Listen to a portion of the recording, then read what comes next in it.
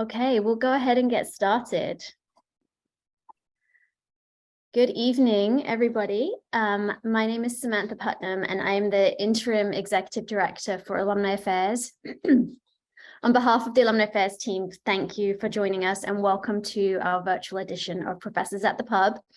As you can tell, we're not at the pub, but please do pour yourself a drink of any variety. This event started back in 2017 as an in-person event locally in Santa Barbara, and we've always had a really tremendous response to the event. It made the perfect event to pivot into the virtual space when the pandemic occurred in 2020. And we've been delighted to be able to be back in person, but we reached alumni all across California and even across the United States when we went virtually. So we are doing a mix of the two right now. So we're really excited to welcome all of you this evening. I'd like to thank my incredible team in the Alumni Affairs office, headed up by Julie Mickelberry, our programs director, and she's supported by our two assistant programs directors, Carmia Baskin and Veronica Torres, all three of them made this event happen. So thank you so much. Just a quick logistical reminder that we are recording this event. We're in webinar style, so you're all muted, but we will open up for questions at the end of the talk. So you'll see that feature be enabled. Please do enter your question in there and I'll do my best to facilitate those questions. Now it's my absolute privilege to introduce you to Professor Joe Walther, who is Distinguished Professor of Communication and the Berthelsen Presidential Chair in Technology and Society. I'm going to read you his bio. Bear with me, it's a little of a tongue twister. His original theories on the social and interpersonal dynamics of computer-mediated communication have influenced the study of relationships, online groups, and interethnic interaction. The Center for Information Technology and Society is an interdisciplinary research network of 55 scholars across UC Santa Barbara with overlapping concerns about technology design and its effects and problems that are too big for one discipline to solve by itself. As the director of UC Santa Barbara's Center for Information Technology and Society, Professor Walther will discuss the center's research on fake news, their recent experiment about the influence of getting hearts on people's belief in fake news, and the dark corners where research on the power of online social approval is going. Please join me in welcoming Professor Walther. Thank you. Thank you very much for the kind introduction. Thank you for the invitation to join Professors in the Pub. I've been looking forward to this quite a while. And can you see my screen okay? I'm yes. Sorry to make it great. Didn't want to make it too much of a lecture, but there are some visuals that will help. And there was at the trail end of the introduction, referring to the dark corners that social approval takes us on the web. That has a specific reference. I will be talking about fake news for the beginning tonight, but at the end, I'd like to talk about online hate. And this is a focus of our current research at the center and in my own projects. And in discussing that, I'll have some images to share that are very stereotypical and ugly and bigoted. And please understand that that's just part of the presentation. I don't endorse them. And they're difficult to see, but it's important for us to confront what's going on in social media, and that's an unfortunate part of it. But we'll talk about something a little bit, in a way, lighter first. So the title for the talk is that it's all about getting attention, how social media increase belief in fake news. And I'd like to start with that. We have this thesis that getting attention and getting approval from others has a profound impact on people's behavior. And we wanted to see if it worked in this domain as well. I like this idea of Professors in the Pub. And since we're virtual, the pub could be anywhere. So I thought I'd look into where the pub might be. I found that in North Canton, Ohio, there's a Walther's Twin Tavern. That might be a nice place for us to meet. Or in Switzerland, the Hotel Walther has a lovely cafe bar. Maybe that's our pub for the evening. In Berlin, the Walther Bar, where one can enjoy a beer. This is just a model, I understand, of a dairy pub in Ireland. In Stuttgart, Walther Cafe. which looks very decent. And next to the Walther Cafe in Stuttgart is the Walther Wine House. And it looks like there's a guy, might have been me. I just want to disclaim that's not actually me. It's just a vague resemblance. So welcome to whatever pub you're in, and welcome to the Walther Cafe.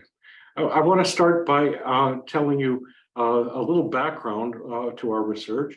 What does the research say about why people believe fake news? Well, the research indicates that people are prone to believe it when it bolsters their existing perceptions and attitudes, particularly political attitudes. People believe fake news because it's recommended. It comes forwarded or shared or endorsed through social media by one's friends or trusted sources or people who one follows. And a lot of fake news strikes at emotion, and people enjoy emotional arousal. People enjoy being stirred up, even if it makes them angry. Emotional arousal is pretty potent. So these are some traditional reasons, and all of them are true, what leads people to believe fake news. But all of these phenomena take place when one reads them, when one receives fake news.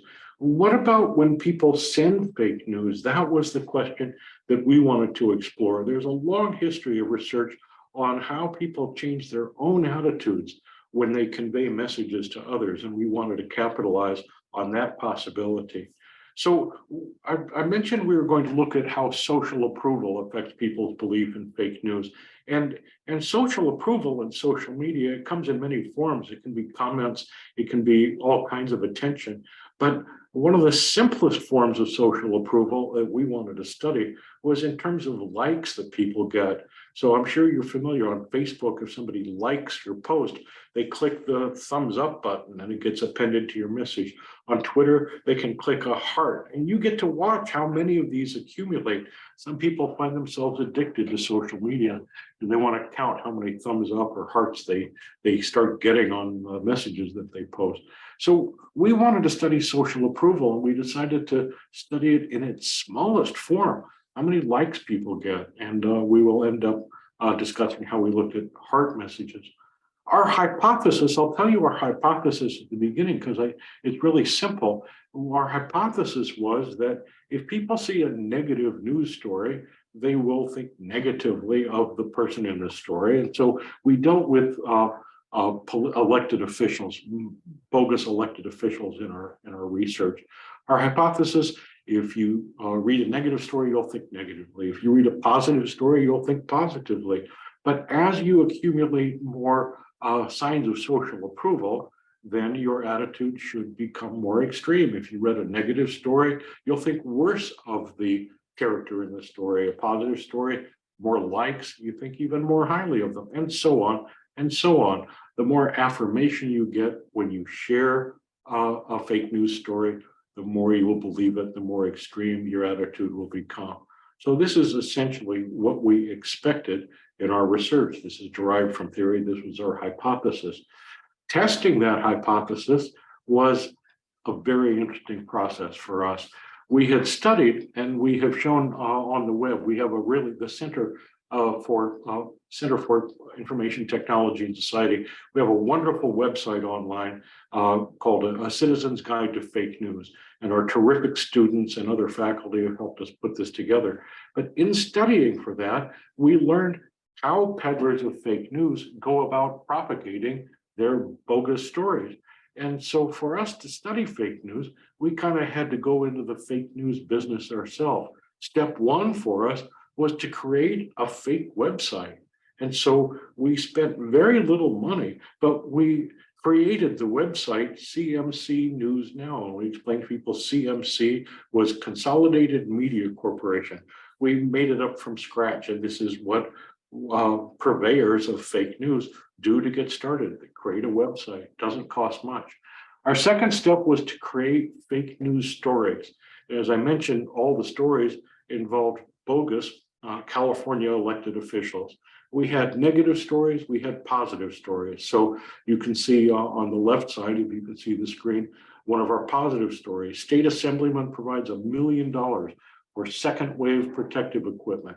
We ran this study in the summer of 2020, and COVID pandemic was at its height at that time. There were shortages in hospitals all over the place. So this story says Assemblyman Ronald Fredericks from Sonoma pledged $1 million to the procurement of medical grade safety masks and gowns, etc. And you can see, if you can see the small print, you can see it says Assemblyman Ronald M. Fredericks, D, Sonoma. So it looks as though he's a Democrat. We had a version of this story where Fredericks was denoted by D. We had a version that was exactly the same, but he was denoted by R for Republican. On the right side of the screen, you see one of our negative stories. California lawmaker shocks hospital staff patients with drunken appearance. So we have a picture of a hospital and it reads Assemblyman Alan Stone, D. Bakersfield, visibly intoxicated at a recent visit to St. Peter's Children's Hospital. All of these things were made up. We made very, very careful efforts to assure that there is no Ronald M. Fredericks in the State Assembly of California. There is no assemblyman named Alan Stone. The representatives from Bakersfield and from Sonoma are completely different. There's no St. Peter's Hospital anywhere in California. And so all of these things are truly fake, but we did test them and they do connote very negative or very positive messages about these politicians. Our third step was to mimic how peddlers of fake news propagate their fake news. They put it on the website, but then they promote it through social media channels. We a fake Twitter account to promote our stories. And again, this is the Consolidated Media Corporation, CMC News Now, and we created these little leaders and messages that had links to the website where the fake news stories resided. That was step 3. We were deep into the fake news business. Having built all those apparatus for the study, we then recruited real-world participants to take part in our study. We put ads on Facebook asking for people who use Twitter, wanted to earn $10, wanted to participate in a 2-part study. And people who clicked on this ad came to our website where there was a very lengthy description saying it's 2 parts, it's going to be 5 to 7 days apart, you'll need to do this, you'll need to come back and do that. So we were very clear about everything except that the news stories were real. So we got hundreds of people to sign up to participate in our study. We lost a couple, we lost 100 and 200 along the way who didn't want to retweet fake news, but we had about 400 who stayed on.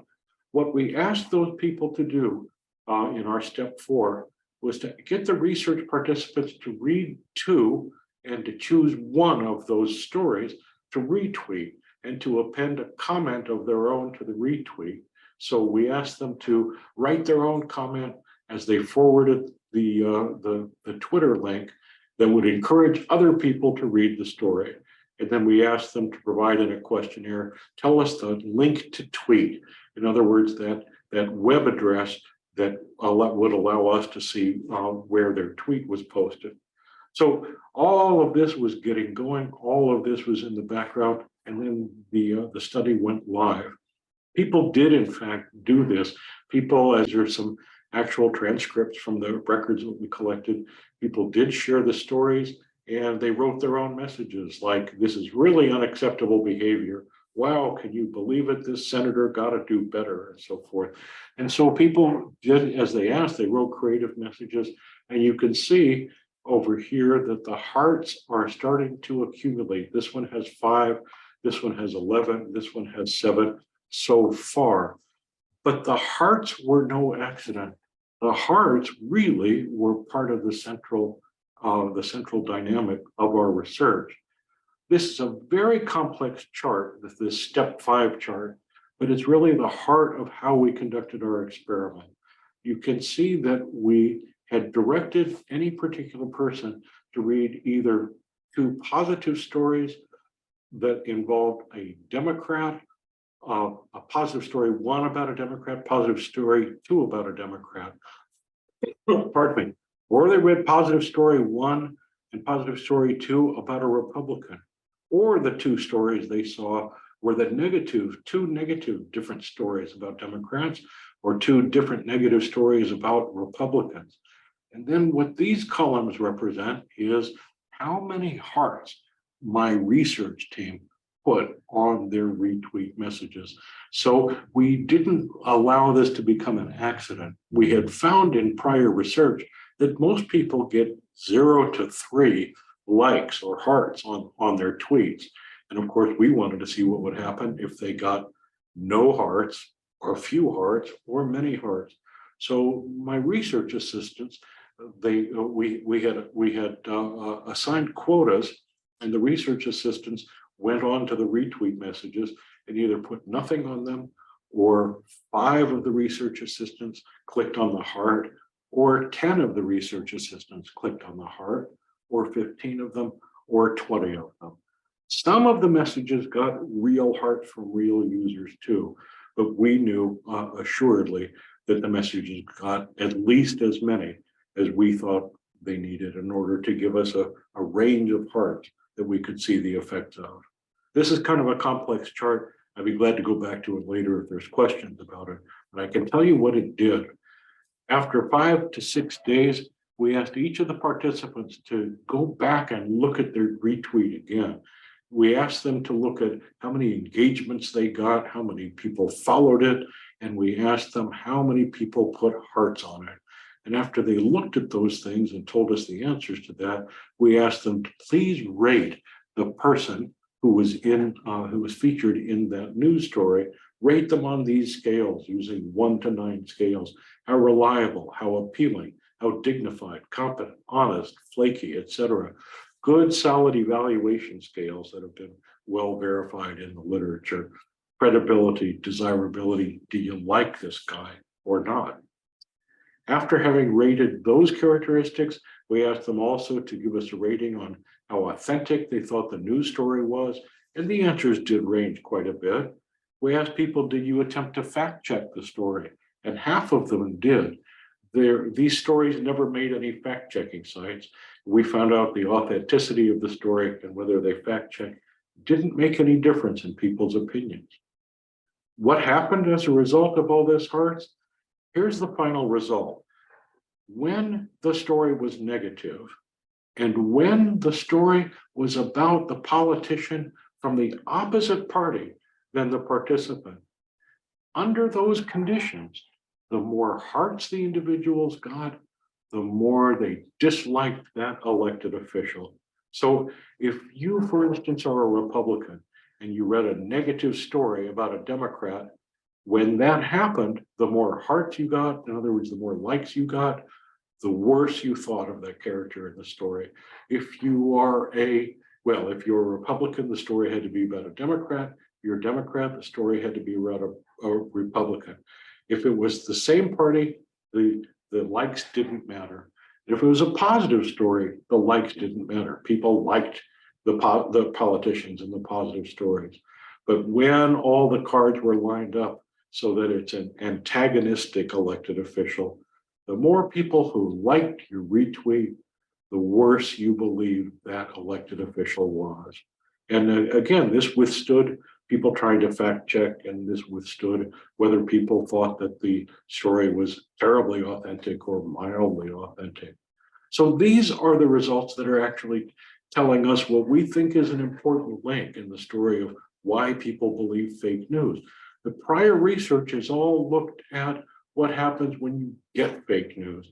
And we know that if you see a fake news story and there's a lot of likes on it, a lot of thumbs up or a lot of hearts, people are more likely to read it. People may be more likely to believe it. But until our study, nobody had examined what happens when you send fake news and what happens as you get this dynamic social attention, social approval from other people. I'm a communication professor. I'm always trying to remind myself that anything that happens in digital communication anywhere else is part of an ongoing process. We don't just receive messages. We don't just send messages. We do both. And when we send messages, we get feedback. And when I remember to test for that, I find interesting things like this. So this is our recent study published last month in the Journal of Communication about how social approval in these tiny symbols enhances people's beliefs in things that are demonstrably untrue. So I said I wanted to shift, and I want to remind you, we're going to look at some images that I think many of us would find offensive, and please bear with me because there's a reason for that. But I want to raise this question to another level. Where else might social approval influence online behavior? And the answers could be maybe everywhere. I mean, it might not be incorrect to suspect that this is one of the main reasons people like to use social media. That's why they're on Twitter and Facebook and Gab and other sites, because you can get a lot of attention. People like to be funny and get rewarded for it. But we think that dynamic might also be the case for the explanation of online hate messages. Online hate messages are messages that convey racism. They impugn people on the basis of religion, sexual orientation, gender itself, immigration status, and so forth. Unfortunately, they are too easy to see on social media. They're considered a really important social problem, and I would agree with that. Previous perspectives try to understand the prevalence of online hate, assume simply enough that people express these hate messages in order to antagonize people. In other words, people write online hate messages in social media in order to make the targets, the victims, feel terrible. And it stands to reason intuitively that I think that's what anybody would conclude. They're insulting, they're demeaning, and that's probably why they're written. That's what research has assumed. Theorists draw on social psychology and say, well, we know that there's in-group, out-group dynamics, and here they are manifesting themselves. People like to denigrate or insult out-group members, and here's an easy way to do it. The development of an alternative perspective. And this is a new theory also recently appeared, and research we're trying to get going to suggest that maybe people are exchanging hate messages online in order to garner social reward. In other words, to try to get social approval from other people who feel the way they feel in their racist, homophobic, anti-immigrant inclinations. But the messages are being put forward, maybe not primarily to hurt people, but to gather good feelings from other haters. It's about developing relations with in-group members, maybe more so than trying to antagonize out-group members. That's where this theory and this perspective kind of flips from what other research have been examining. I want to show you some evidence that I think, anecdotal evidence, that I think supports this argument. It's been very well established through documentation that comes out every year through research from the ADL, the Anti-Defamation League. They report hate symbols that perpetually show up in white supremacist messages and other racist messages and so forth. And so often people will incorporate this into their name or their message or their signature file, one of them being 14. 14 is just like a simple number, right? It doesn't have any particular meaning. Well, among those communities, 14 has a very specific meaning. According to the ADL, 14 is the numerical shorthand for the white supremacist slogan known as the 14 words.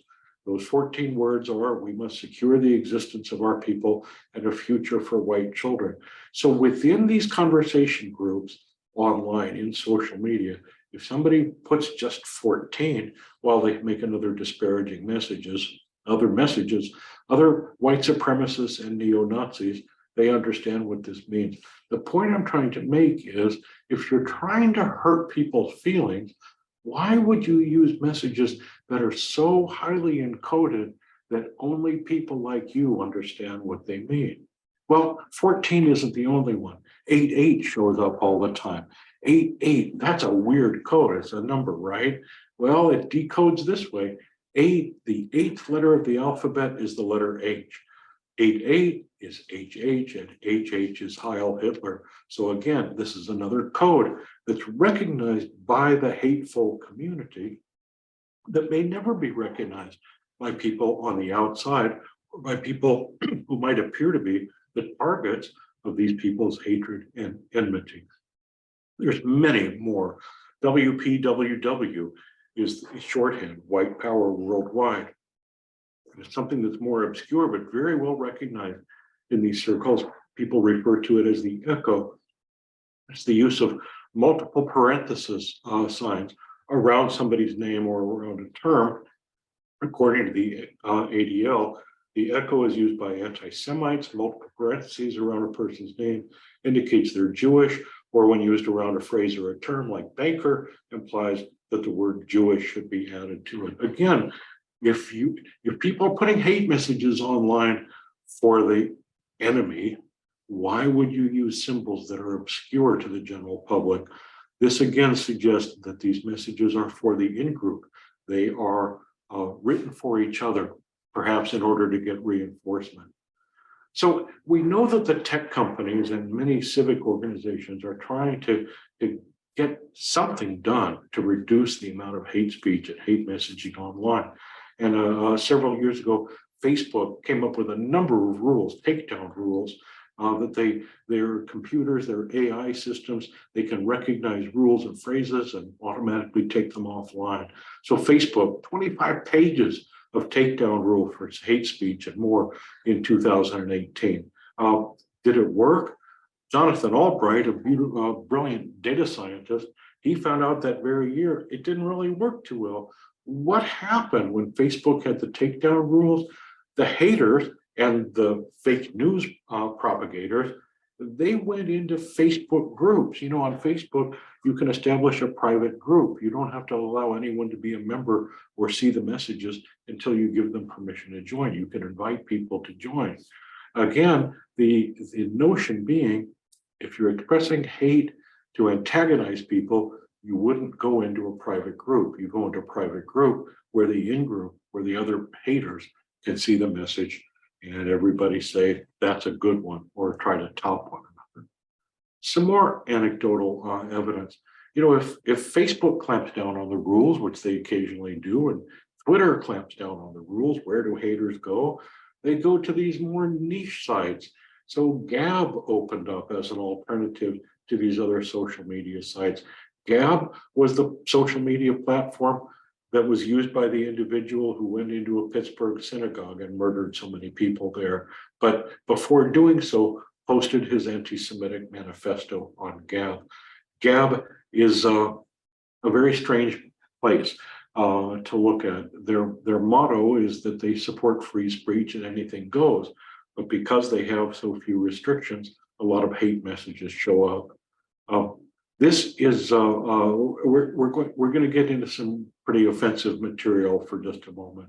This is just a screen grab that that says that this is kind of like the virtual doorway to Gab's collection of anti-Jewish memes. And the rule for posting in this is no text, no videos, no web links, memes only. And they say we have brother groups, hope to add. I think this is really important to know about. There are 3,000 people who are members of this group who subscribe to it, who get notified when a new meme has been added. And there's all kinds of things in here, and they're very offensive and very unsettling. Here is just one example I'd like to show you, and please bear with me because I know it's hideous to many people. But I show this to you because I find incredible similarity between the caricature of the Jewish person shown in this meme and the kind of message you would see on display perhaps in the Anne Frank Museum of Tolerance in Amsterdam. These are classic anti-Semitic tropes. But the message here in this meme is not, you can tell from the text, it's not written about, it's not written for the benefit of Jews. It says who this message is for. It's a message to white man. Never forget, white man, that the Zionist Jew is working around the clock to destroy you. So it's a message. Of course, it would be upsetting to a Jewish person to see this, but the message is for other white men, and that's what the text pretty clearly indicates. to get admiration and so forth. And this one has 11 likes. That's pretty low, but it's not nothing. It's more than people usually get.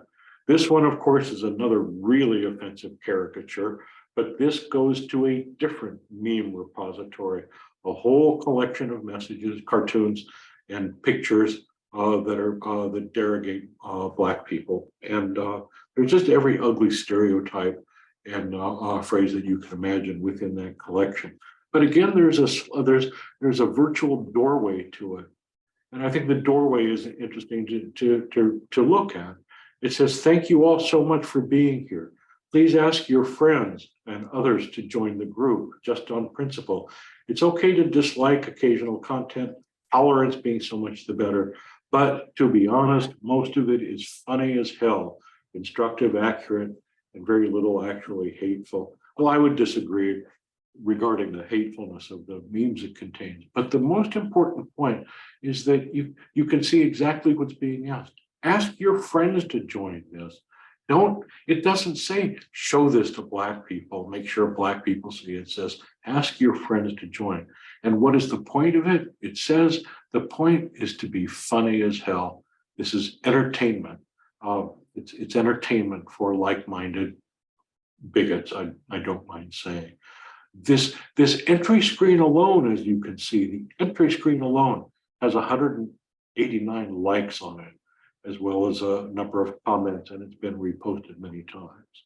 So this is my argument for you, and based on these anecdotal examples, that a lot of online hate is for entertainment among the haters to try to get social approval and attention and admiration from other like-minded individuals. And so what worries me about social media more than images like this one itself is the 21 hearts that appear under a repost of an image like this. To me, that means it's spreading, and it means, according to the dynamics we discovered in the other research I shared with you, the more likes you get, the more anti-Semitic you become. The more likes you get, the more social approval you get, the more extreme your attitudes may become. And so that, I think, is another danger, one that may be overlooked in terms of the presence of hate online. Where does this go? We're trying to study to see where it goes, but I think some logical extensions of the argument that getting social approval drives hateful and strange behavior online, I think we can see other examples of that also. Let me show you a screen grab from a Facebook posting from an individual who was at the insurrection of the United States Capitol on January 6th, inside the Capitol building. Donna Bissey is at the United States Capitol. And look, even embellished the picture with a nice pink arrow, so there's no mistaking who she is among the people in the group. This picture was the selfie, the group selfie, posted on Facebook with people smiling.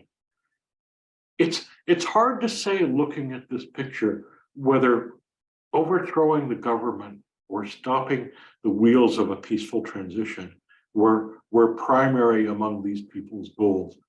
And I don't know. I don't know. But looking at this picture alone, I get the sense that people are enjoying their involvement in activity because they can put it on social media and get a lot of attention. And Donna Bessey's not the only one. I mean, here's hundreds of people at the insurrection, and they're enjoying the WeFi, the group selfie. Here is somebody inside the Capitol Rotunda posing to get his picture taken. And why is it going on social media? Well, I couldn't guarantee that to you myself, but there was and this fellow stealing the Nancy Pelosi's rostrum. It doesn't look to me like he's trying to overthrow the government. It looks like he's in it for some kind of entertainment, posing for those who want to take pictures. interesting story in USA Today from January of 2021 called "Pics or It Didn't Happen." And of course, the FBI and other intelligence agencies were all over social media, finding these selfies, finding these postings, and using it to find people who were involved in the insurrection and the invasion of the Capitol. But here is another one of going inside the Capitol, and you don't want to miss it. There's the hand pointing and the message, "This is me." This may be consistent with our theoretical argument that a lot of what is driving online behavior and a lot of what is driving online misbehavior is the desire to get attention, the desire to accrue social approval. And I think that desire is so strong, and social media facilitate it so readily that it leads people to do things they might just not ordinarily be doing. We'll see. We're trying to mount some research to investigate this. Well, these people are trying to get attention. This is a similar area. I'm trying to dissuade your attention from that guy, because that guy sitting outside the Walther wine house in Stuttgart, that's not really me. Although it's interesting, because Stuttgart is where my grandmother was born. My father's mother grew up in Stuttgart before she married my grandfather and lived in a little town. So even though that picture of Stuttgart is not actually me, I'll show you another picture from southern Germany. This isn't actually me either. This is my actual grandparents. There's my Ome and my Opa. And this is their picture from 1938, before the day that the windows were broken, and before the day they were given very little time to leave their home in Germany and to come to America. Where do these things go? Where does online hate go? Maybe it goes to seeking social approval online.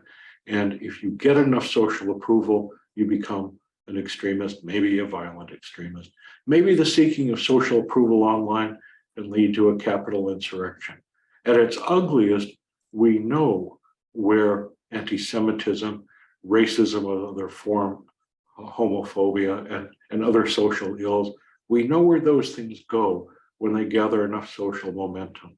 And so it's really important to study all the mechanisms, I think, that might lead these things not only to propagate, but to become more extreme online. And that's what I wanted to share with you. And I'm glad that we have a good amount of time to take your questions. I'm interested to see what you have to offer and what I can try to answer for you. I wanted to share with you the URL for our center. CITS is the Center for Information Technology and Society. You're welcome to come to our webpage. If you do come to it, you can scroll to the very bottom of that page and sign up for announcements of the various activities, lectures, and other activities that we do offer at the center. We're so glad to be back in person on campus.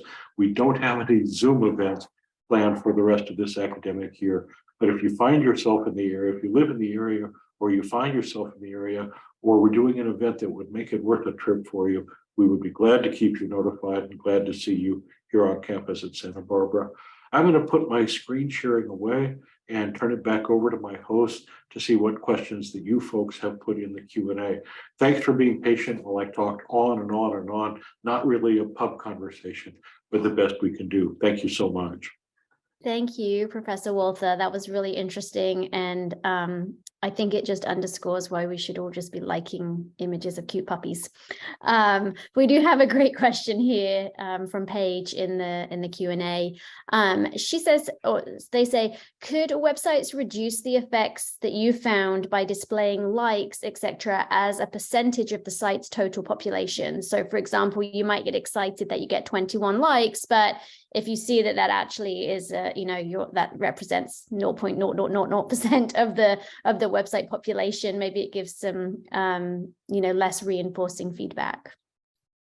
That's a really great question, and essentially that's a hypothesis, and I love that kind of thinking. So I appreciate it. I can't answer that question. I think it's an idea worth investigating. I can share with you that at one point Facebook was experimenting with the presentation or the hiding of likes. And that research was being done by Facebook, and so the results are proprietary and not in the public. But I thought it was interesting from this social approval angle. I believe that Facebook was investigating whether it would be different if you could see the likes that you were getting, but other people could not see the likes. And I believe they were investigating what would happen if you could not see likes either. I don't know for sure. If any of you work at Facebook or know more about this investigation, please let me know, because I'm dying to know the results. But because they're Facebook and not the University of California, the results aren't published. But I think it's a great question. What do we do to the presence of social approval? If we send a message to somebody, knowing that that person got it, would that be enough to make you feel like you had a decent social media experience? Or are people in it to gather the likes? As I mentioned, we found on Twitter that most people don't get any likes. They don't get any hearts. They get from 1 to 3 or 0 to 5. This is not true, of course, for celebrities. And I think the amount of followers and likes people get on Instagram is one of the biggest lures. So I think that's where a lot of social approval indicators go. If they were shut off, I don't know if people would ever become influencers, or whether Instagram would be as gratifying for people. But these are great questions to investigate. I like a good hypothesis, so thanks for that question. Thank you. We have another from David. Trump and the Russian political orthodoxy use the word fake to refer to expressions that they just don't like. You're using it in this context to refer to inaccurate expressions. How do we distinguish how we use the term to define the term? That's a really great question too. That's a good academic question, and is asking me to define the term.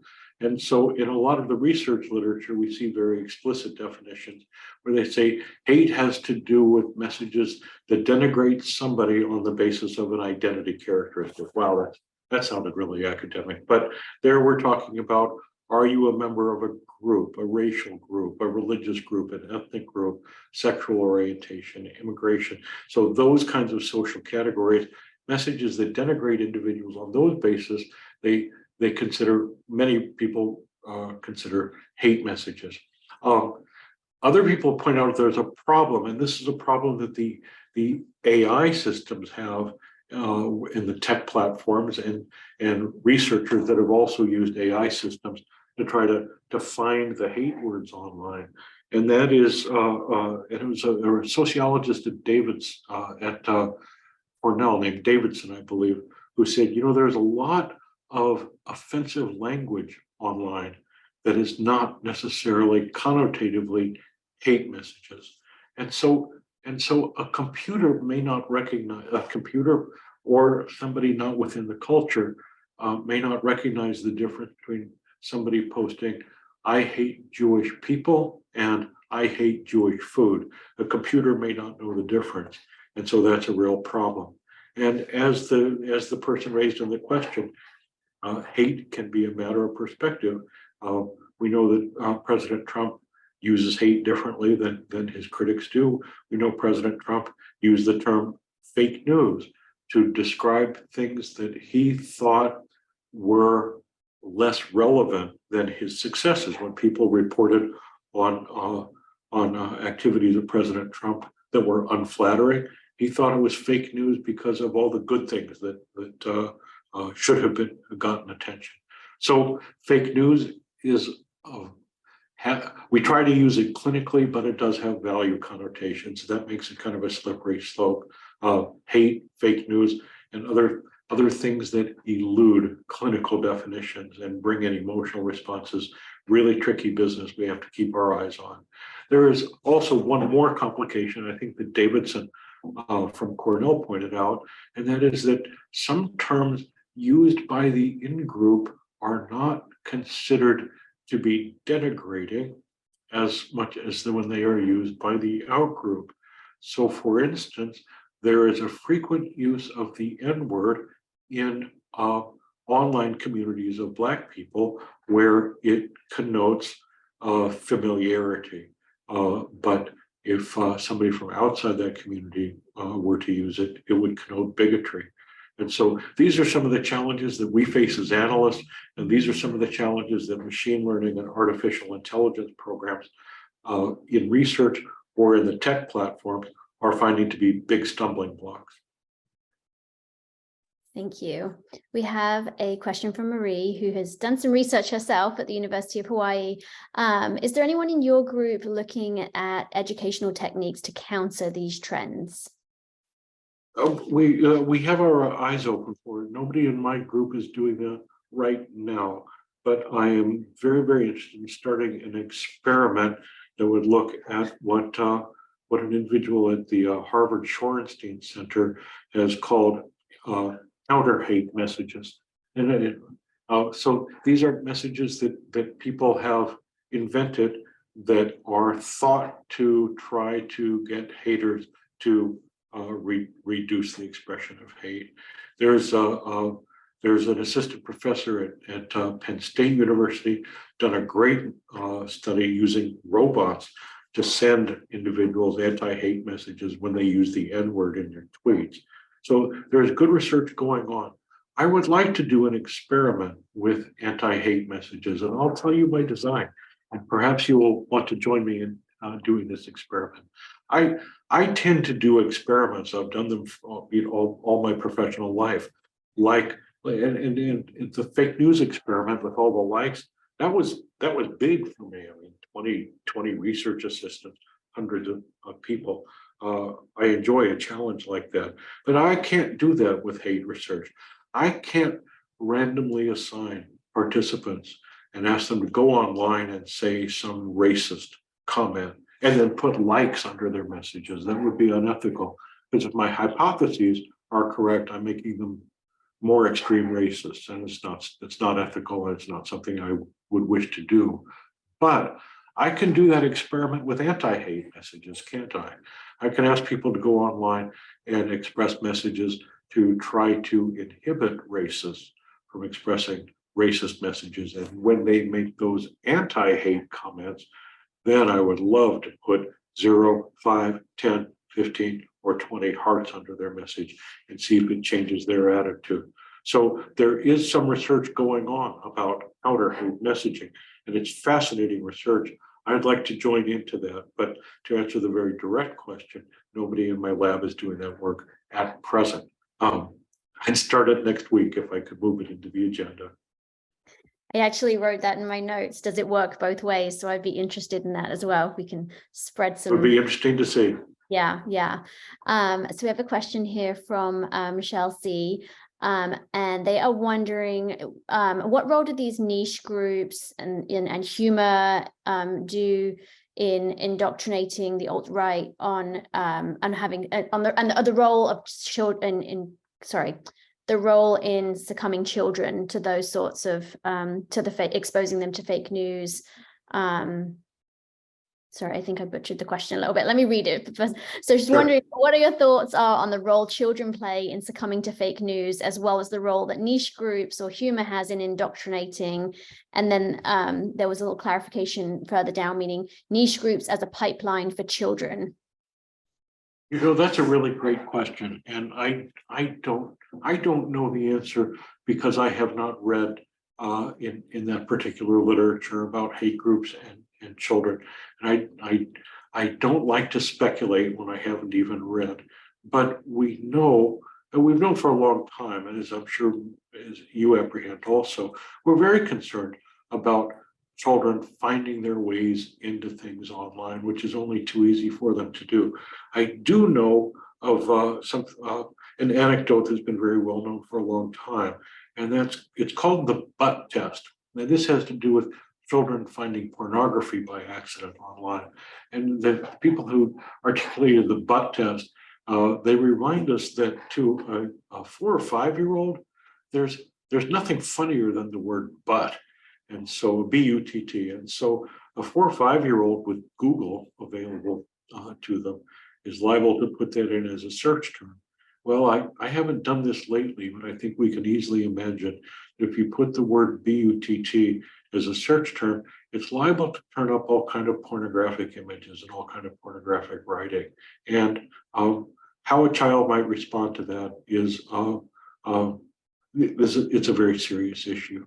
And so this was an example used by many of the people who are trying to have pornography regulation and pornography filters built into the system or built into the laws regulating the internet. They've met with very limited success because of free speech regulations and telecommunication regulations. So I'm wandering from the question of online hate and fake news and trying to respect the suggestion I think is behind that question. We know kids find things that they think are funny, and we need to be worried about that.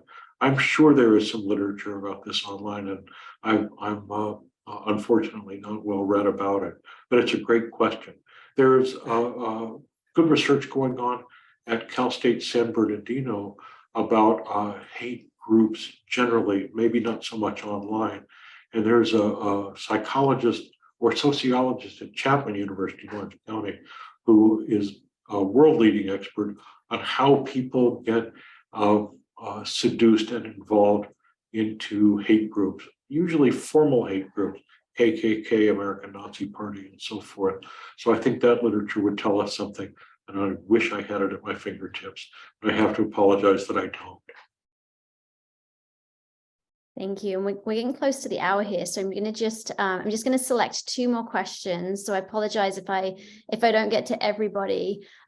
We have one here. This isn't a new phenomenon.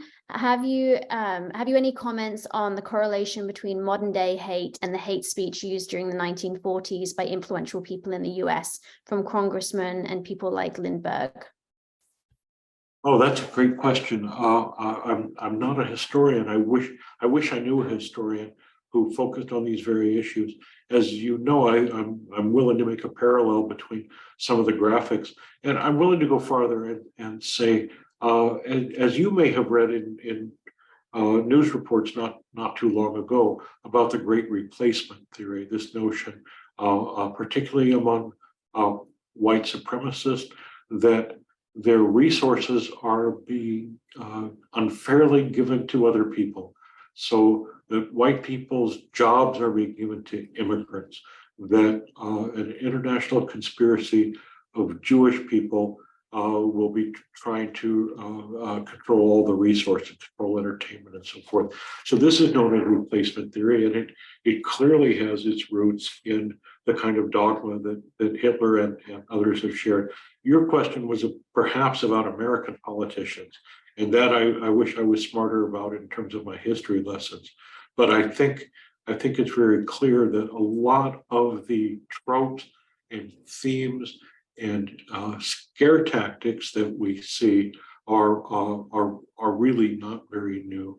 There are some new indigenous forms. I don't know if any of you have heard of Pepe the Frog. It's a little cartoon character that is very much favored by white supremacists, and it shows up in a lot of memes. That I think is something with a very, very short history, a very recent history. But in terms of the types of threats and conspiracies, I think these are very, very age-old things. I'm not sure if I'm speaking accurately to the question. One of the very strange things to observe about hate groups and other movements online is, and I get in trouble for pointing this out, many people feel as though they are potential victims, that things are being taken from them, consistent with this replacement theory notion. But this is a complaint of white nationalists. This is the complaint saying, when people say the election was stolen from us, it's this notion of unfairly being taken. And we see this among any group that seems to be expressing victimage. We see this as a common thing. Thank you. And we are almost at the hour, but I did say I'd do one more question. And this one I think is a hopefully a straightforward answer. So question from Zach. In the survey used in your study, when you asked if the participant had fact checked the article, was that just relying on self-reporting, or was there a follow-up to ask how the article was fact checked? Do you believe that people are likely to lie and claim that they did use a reliable means of fact checking? Oh, that's a good question. And here's what we know about that. We did not follow up, but we did look in the online environment, and our stories, none of the characters in our stories and none of the facts in our stories showed up in Snopes or the Annenberg site. Our stories never made any of the fact-checking sites. So we know truly that nobody ever found our stories to be false by looking them up at a fact-checking site. We just weren't big enough to get the attention of the fact-checking sites. So we know we weren't contaminated that way. But what I don't know is whether anybody asked Google, who's the California State Assemblyman from Bakersfield? Had anyone done that, they would have known that the person who we said was not for real. We had names of grocery stores in Sonoma that did not exist. So those kinds of things could have been checked for factuality for an intrepid and committed Googler. I have no reason to think anybody did that, but I couldn't guarantee it. All I know is that we weren't big enough to make the big fact check sites. Wonderful. Thank you so much. This has been so interesting. And I know with the number of questions that we've got and some lively back and forth in the chat, I know that our audience has really appreciated and found this interesting too. I know it's difficult to get the audience feedback when we're in webinar format, but it's been a really great presentation. And thank you so much for your time and thoughtfulness. Hopefully folks noted down the URL to see some other events and activities, but I don't know if you want to give a shout out to your URL once again. I'd be glad to, and thanks for the opportunity. Please sign up for our mailing list, and I'm easy to find. My address is on our website also. I'd be glad to get your personal emails if I could follow up, tell you what we're doing, ask for your help. I could use any of that input. Thank you very much. Thank you, Professor Walther, and thank you again to our alumni team for making this event possible, and to our gauchos as well. And we will send a follow-up communication with the recording as well for those who wanted to revisit or share with friends who weren't able to make it, or if you know someone that registered and couldn't make it, we will send that out. But thank you for joining us, and thank you, Professor Walther. My pleasure. Thank you. Thank you. Good night. Night.